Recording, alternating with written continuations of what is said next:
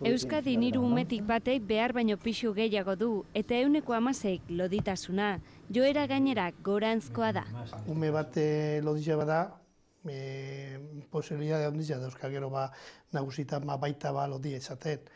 Eta loditasunarekin batera etorten da diabetesa, hipertentsioa, eta hainbat gaixotasunak da bihotzetakoa eta dana.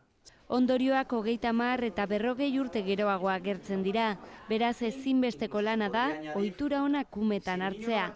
Ohitura onak hartzen baituzu ez ara planteatzen hori hauxe ona bada ala ez bada. Horregatik gurasoei zuzenduko zaien nagusiki kanpaina hau. Sendagileek herriz herri gogoratuko dute arazoaren kausak eta ondorioak zeintzuk diren. Elikadura orekatua izatea eta batez ere ariketa fisikoa egitea zeinen garrantzitsua den azpimarratuko dute beste behin ere. Barazki gehiago, fruta gehiago eta horrakoak egiten eta animatzeko ere ariketa fisiko gehiago egiten.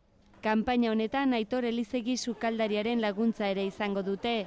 Koipe urriko hainbat errezeta proposatuko ditu elikadura osasungarria haurrentzat erakargarriago egiteko.